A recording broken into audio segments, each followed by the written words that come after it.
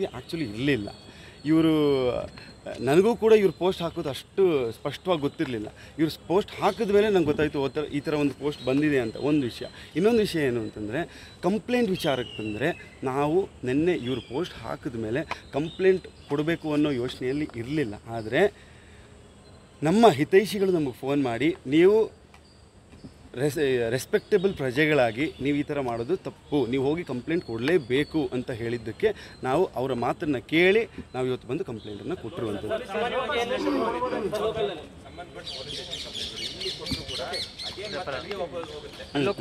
Sir ಇವತ್ತು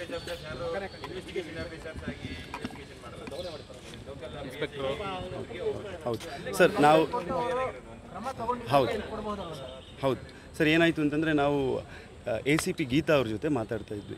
ಅವರು Pulakeshi Nagar ACP ಅವ್ರ ಜೊತೆ ಮಾತಾಡ್ತಾ ಇದ್ವಿ. ಅವರನ್ನು ನಾವು 12 ಗಂಟೆಗೆ ಭೇಟಿ ಆಗಬೇಕಾಗಿತ್ತು.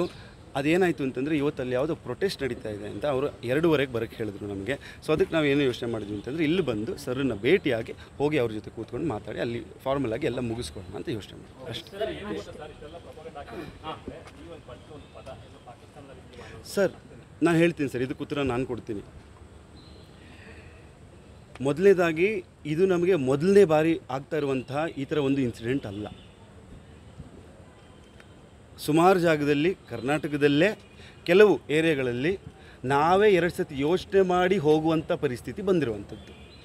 ಇದು ನಾನು ಎಕ್ಸ್ಪೀರಿಯೆನ್ಸ್ ಮಾಡಿದ್ದೀನಿ, ನನ್ನ ಗೆಳೆಯರು ಎಕ್ಸ್ಪೀರಿಯೆನ್ಸ್ ಮಾಡಿದ್ದಾರೆ, ನಮ್ಮ ಸಂಸಾರದವರು ಎಕ್ಸ್ಪೀರಿಯೆನ್ಸ್ ಮಾಡಿದ್ದಾರೆ. ಕೆಲವೊಂದು ಏರಿಯಾಗಳಿಗೆ ನೀವು ನಿಮ್ಮ ಗೆಳೆಯರು ಕೂಡ ಎಕ್ಸ್ಪೀರಿಯೆನ್ಸ್ ಮಾಡಿರ್ತಾರೆ. ಏನು ಅಂತಂದರೆ ಆ ಏರಿಯಾಗೆ ಬೇಡಪ್ಪ ಯಾಕಲ್ಲಿಗೆ ಅನ್ನೋ ಒಂದು ಪರಿಸ್ಥಿತಿ ಬಂದಿದೆ. ಅವ್ರದ್ದೇ ಒಂದು ಸ್ವಂತ ಗೌರ್ಮೆಂಟ್ ಥರನೋ ಅವ್ರದ್ದೇ ಒಂದು ಸ್ವಂತ ಒಂದು ಏರಿಯಾ ಅನ್ನೋ ಥರದಲ್ಲಿ ನಡೆಸ್ತಾ ಇರುವಂಥದ್ದನ್ನು ನಾವು ನೋಡ್ತಾ ಇದ್ದೇವೆ. ಅದು ತಪ್ಪು ಸರ್, ಅದು ಆಗಬಾರ್ದು. ಯಾಕೆಂತಂದರೆ ಕರ್ನಾಟಕದಲ್ಲಿ ನಾವೆಲ್ಲ ಒಂದೇ. ನಾವೆಲ್ಲ ಯಾವ ಏರಿಯಾಕ್ಕೆ ಹೋಗುವಾಗಲೂ ಕೂಡ 2 ಸಲ ಯೋಚನೆ ಮಾಡಿ ಹೋಗುವಂಥ ಪರಿಸ್ಥಿತಿ ಬರಬಾರ್ದು. ಯಾಕೆಂತಂದರೆ ಬೆಂಗಳೂರು ಸೇಫ್ ಸಿಟಿ, ಕರ್ನಾಟಕ ನಮ್ಮದು ಅಷ್ಟು ಒಳ್ಳೆ ಹೆಸರನ್ನು ಪಡ್ಕೊಂಡಿರುವಂಥದ್ದು.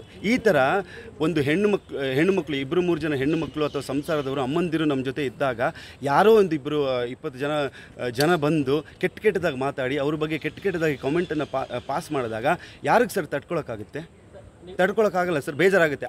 ಅಫ್ಕೋರ್ಸ್ ಹಂಗಿದ್ದಾಗ ಇದು ಪಾಕಿಸ್ತಾನನೋ ಭಾರತನ ಅಂತ ನಾವು ಕೇಳ್ತೀವಿ, ಕೇಳೋ ಹಕ್ಕು ನಮಗಿದೆ. ಸಾಮಾನ್ಯವಾಗಿ ಉತ್ತರ ಭಾರತದವರು ಈ ರೀತಿ ಏನಾದ್ರು ಸಣ್ಣ ಪುಟ್ಟ ವಿಡಿಯೋಗಳನ್ನು ಹಾಕಿ ಅವ್ರು ಟ್ವೀಟ್ ಮಾಡ್ಬಿಡ್ತಾರೆ. ಆದ್ರೆ ಕರ್ನಾಟಕದವರು ನೀವೇ ಈ ರೀತಿಯಲ್ಲಿ ಮೊದಲು ಕಂಪ್ಲೇಂಟ್ ಕೊಡದೆ, ಅಂದ್ರೆ ಈ ನೆಲದ ಕಾನೂನು ಗೊತ್ತಿದ್ದು ಒಂದು ಕಂಪ್ಲೇಂಟ್ ಕೊಡದೆ ಈ ರೀತಿ ಟ್ವೀಟ್ ಮಾಡೋದು ಎಷ್ಟು ಸರಿ ಅನ್ನೋದು ಪ್ರಶ್ನೆ. ಸರ್ ಇಲ್ಲಿ ಆಗ್ಲಿಂದ ಬರ್ತಾ ಇರೋ ಪ್ರಶ್ನೆ ಒಂದೇ, ನೀವು ಯಾಕೆ ಮೊದಲನೇ ದಿವಸ ಕಂಪ್ಲೇಂಟನ್ನು ಕೊಟ್ಟಿಲ್ಲ ಅಂತ. ಇದಕ್ಕೆ ನಾವು ಉತ್ತರ ಕೊಟ್ಟಾಗಿದೆ ಸರ್. ಅಲ್ಲ ಕೊಡ್ಬೋದಾಗಿತ್ತು ಸರ್. ನಾನು ನಿಮ್ಗೆ ಹೇಳ್ದಂಗೆ ನಮ್ಮ ಪ್ರಶ್ನೆಗಳು ಮುಗೀತಾ? ಓಕೆ, ಇದು ನಾವು ಫ್ರೇಜರ್ ಟೌನ್ ಮಾಸ್ಕ್ ರೋಡಲ್ಲಿ ಇರುವಂತಹ ಕರಾಮ ಅನ್ನೋ ಒಂದು ಹೋಟೆಲ್ಗೆ ಹೋಗಿದ್ವಿ, ಊಟಕ್ಕೆ ಹೋಗಿದ್ವಿ. 6:45 ಅಷ್ಟೊತ್ತಿಗೆ ಊಟಕ್ಕೆ ಹೋಗಿದ್ವಿ. ಆವಾಗ ಊಟ ಮುಗಿಸ್ಕೊಂಡು ಒಂದು 7:45 ಅಷ್ಟೊತ್ತಿಗೆ ಹೊರಗೆ ಬಂದು ವ್ಯಾಲೆ ಪಾರ್ಕಿಂಗಿಗೆ ಗಾಡಿಯನ್ನು ಕೊಟ್ಟಿದ್ವಿ. ಆ ವ್ಯಾಲೆ ಪಾರ್ಕಿಂಗಿಂದ ಅವ್ನು ಗಾಡಿನ ಬಂದು ನಿಲ್ಲಿಸಿದ್ದ ಹೋಟೆಲ್ ಮುಂದೆ. ಹೋಗಿ ಕೂತ್ಕೊಂಡು 2 ಸೆಕೆಂಡಲ್ಲಿ ಇಬ್ಬರು ಬಂದುಬಿಟ್ಟು ಇದು ನಿಮ್ಮದು ಗಾಡಿ ತುಂಬ ದೊಡ್ಡದಿದೆ, ನೋಡ್ಕೊಂಡು ತೆಗೀರಿ ಅಂತಂದೆ. ನಾನಂದೆ ಏನು ಮಾರೇ ಫ್ಯೂಚರ್ ಬಗ್ಗೆ ಮಾತಾಡ್ತಿದ್ಯಾ, ನಾನೇನು ಗಾಡಿನೇ ತೆಗ್ದಿಲ್ವಲ್ಲ, ಸೈಡ್ಗೆ ಹೋಗೋ ನಾನು ತೆಗಿತೀನಿ ಕನ್ನಡದಲ್ಲೇ ಹೇಳಿದೆ. ನನಗೆ ಗೊತ್ತಿಲ್ಲ, ಅಲ್ಲ ಸಿಂಬಂದಿಗಳಲ್ಲ, ಯಾರೋ ಅವ್ರು ಲೋಕಲಲ್ಲಿ ಜನ ಇಬ್ಬರು, ಅವ್ರ ಫೋಟೋಗಳನ್ನು ನಾನು ಹಾಕಿದ್ದೀನಿ ಇದರಲ್ಲಿ, ಇವ್ರು ಹಾಕಿದ್ದಾರೆ ಆಯಿತಾ. ಬಂದು ಈ ಥರ ಹೇಳಿದ್ರು. ನಾನಂದೆ ಅಲ್ಲ ಮರ್ಯ, ನೀವು ಫ್ಯೂಚರ್ ಬಗ್ಗೆ ಮಾತಾಡ್ತಿದ್ಯಲ್ಲ, ನಾನು ತೆಗಿತೀನಿ, ನೀ ಸೈಡ್ಗೆ ಹೋಗು ಅಂತಂದೆ. ಆವಾಗ ಅವರು ಇಬ್ಬರು ಏನು ಮಾತಾಡ್ಕೊಂಡು ಹೋದ್ರು ಅಂತಂದರೆ, ಈ ಕನ್ನಡದವರು ಜಾಸ್ತಿ ಆಟಾಡ್ತಾರೆ, ಪಾಠ ಕಲಿಸ್ಬೇಕು ಏನೋ ಅವ್ರ ಭಾಷೆಯಲ್ಲಿ ಮಾತಾಡ್ಕೊಂಡು ವಾಪಸ್ ಹೋದರು. ಅದಾಗ್ತಾ ಇದ್ದಂಗೆ ನಾನು ಇವ್ರನ್ನೆಲ್ಲ ನೋಡಿ ಓಕೆ ಹೊರಡೋದಾ ಅಂಥೇಳಿ ಚೂರು ಮೂವ್ ಮಾಡ್ತಾ ಇದ್ದಂಗೆ ಪುನಃ ಬಂದರು. ನಾನು ಹೇಳಿದೆ ತಾನೇ, ಇದು ದೊಡ್ಡ ಗಾಡಿ ರೋಡಲ್ಲಿ ನೀನು ನೋಡ್ಕೊಂಡು ತೆಗಿಬೇಕು ಅಂತ ಪುನಃ ಅವ್ರ ಭಾಷೆಯಲ್ಲಿ ಹೇಳ್ದೆ. ನಾನಂದೆ ನೋಡ್ಕೊಂಡೆ ತೆಗಿತಾ ಇದ್ದೀನಿ, ಪುನಃ ಬಂದರೆ ನನಗೆ ಇರಿಟೇಟ್ ಮಾಡಬೇಡ ಅಂತಂದರೆ ಹಾಗೆ ಏನೇನೋ ಬೇಡದಿರೋ ಮಾತು ಅದು ಇದನ್ನೆಲ್ಲ ಮಾತಾಡಿ ಯಾರೇ ಅಂತೇನೋ ಅಂದಿದ್ದಕ್ಕೆ 20 ಜನ ಪಟ್ಟಂತ ಬಂದರು ಸರ್. 20 ಜನ, ಅದು ಎಲ್ಲಿಂದ ಬಂದರು ನನಗೂ ಗೊತ್ತಿಲ್ಲ. 20 ಜನ ಬಂದರು. 20 ಜನ ಬಂದು ಒಬ್ಬ ಈ ಕಡೆಯಿಂದ ಚೈನ್ ಎಳೆಯೋದು, ಒಬ್ಬ ಆ ಕಡೆಯಿಂದ ಮೊಬೈಲ್ಗೆ ಕೈ ಹಾಕೋದು, ಒಬ್ಬ ಕೀ ಇದು ಹಾಕೋದು. ಒಬ್ಬ ಚೈನ್ ಎಳಿತಾ ಇದ್ದಾಗ ನಾನು ಕೀ ಎಳಿಯೋಕ್ಕೆ ಬಂದ ಅವನು. ನಾನು ಕೀನ ಹಿಡ್ಕೊಂಡುವಾಗ ನನ್ನ ಕೈಗೆಲ್ಲ ಇಡ್ಡಿ ಪರ್ಚಾಕಿ ಮಾಡಿ ಫುಲ್ಲು ಗಾಯ ಮಾಡಿ ಹಾಕ್ಬಿಟ್ರು. ಸೊ ಇದಾಗ್ತಾ ಇದ್ದಂಗೆ ಈ ಕಡೆಯಿಂದ ಒಬ್ಬ ಬಂದು ಇವ್ರನ್ನ ನೋಡಿಬಿಟ್ಟು ಅವ್ರ ಭಾಷೆಯಲ್ಲಿ ಚೋಕ್ರಿ ಗೋರಾ ಹೇ ಕನ್ನಡ ವಾಲಿ ನಹೀ ಹೋ ಸಕ್ತಾ ಹಮಾರ ಲಡ್ಕಿಕೋ ಲೇಕೋ ಜಾ ರಹಾ ಅಂತ ಆ ಥರ ಏನೋ ಒಂದು ಮಾತನ್ನು ಹೇಳ್ದೆ. ಆವಾಗ ನನಗೆ ತಲೆಗೆ ಹತ್ತಿತು. ನಾನು ಅವನ್ನ ಹಿಂಗೆ ಹಿಡ್ಕೊಂಡು ಹೇಳಿದೆ, ನೋಡು ನಮ್ಮ ತಂಟೆಗೆ ಬರಬೇಡ ಅಂತ ಹೇಳಿದೆ. ಅದು ಹೇಳಿದ್ದಷ್ಟೇ ಇನ್ನೂ ಒಂದು 20 ಜನ ಅದು ಎಲ್ಲಿಂದ ಬಂದರು, ಕಾರ್ಗೆಲ್ಲ ಬಡಿಯೋಕ್ಕೆ ಶುರು ಮಾಡಿದ್ರು, ಸುತ್ತದಿಂದ ಗಲಾಟೆ ಮಾಡೋಕ್ಕೆ ಶುರು ಮಾಡಿದ್ರು.